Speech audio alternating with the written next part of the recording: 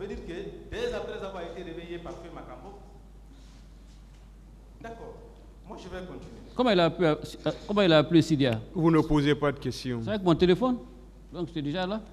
Moi je vais continuer. Alors, vous avez dit que le président Dadis n'avait pas menacé lors de cet entretien téléphonique. D'accord. Voici ce que dit le colonel Moussa Tibro Kamara. Dans leur conversation, parce qu'on n'entendait pas ce que disait Sidia, j'ai entendu dire le président Dadis que les gens doivent respecter les lois de la République. Dans ce contexte, ça peut sortir d'une manière amiable de la bouche du président Dadis. Les gens doivent respecter les lois de la République. Ça, c'est sous un ton menaçant ou bien c'est dans la douceur, ça. Maître, j'ai fidèlement rendu compte de ce dont j'ai été témoin et je m'en limite à cela. D'accord. En acceptant votre nomination comme ministre par le président Dadis, est-ce que cela veut dire que vous aviez accepté de l'accompagner dans sa mission d'alors? Réussir la transition, je ne veux dire pas une mauvaise mission. Est-ce que c'est ce que cela veut dire? Un ministre est fait pour accompagner un chef d'État. D'accord. Il y a eu 28 septembre. Vous avez démissionné. Le président Dadis quitte la tête du pays. Mais les autres hommes forts restent. Le colonel Pivi reste. Le colonel Tebro reste. Le général Mamadouba Toto Kamara reste. Le général Sekouba Konaté prend la tête du pays. Vous revenez. Vous travaillez avec lui.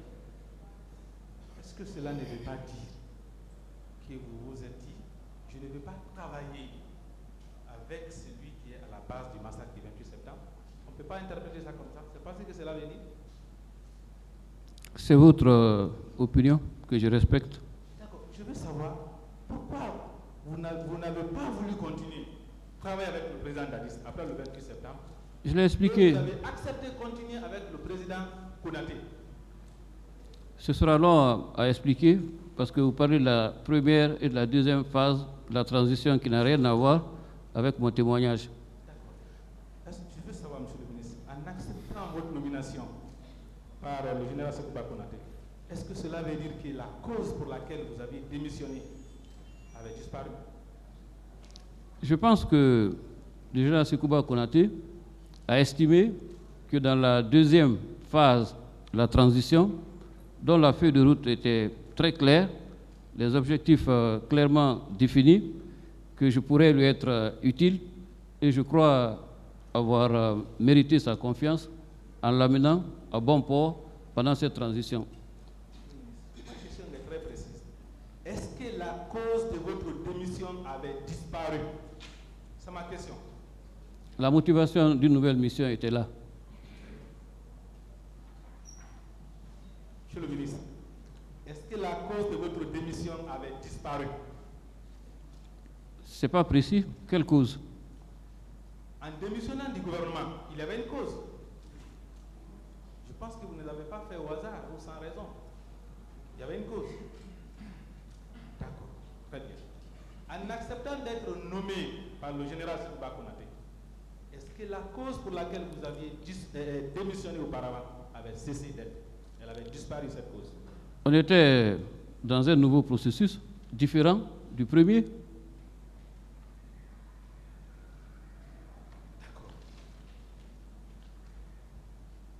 Monsieur le ministre, vous étiez ministre de la communication auprès du président Dadis. Après le 28 septembre, dans vos différents échanges, est-ce que vous avez dit que son aide de camp avait conduit la troupe au stade du 28 septembre? Vous l'avez dit?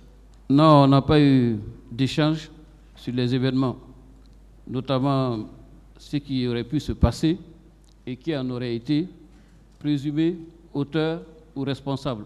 Non, jamais on a eu cette discussion. Tant que ministre de la communication auprès du président sur un événement aussi important. Une autre question. Je mesure que vous aviez, c'est pas la même question, Monsieur le Président. Ah, d'accord. Je mesure que vous aviez pu avoir des informations sur cet événement-là, sur les responsables. Selon les informations que vous avez revues à l'époque, quels sont les militaires qui se sont rendus au stade pour commettre ces crimes, selon les informations que vous avez reçues?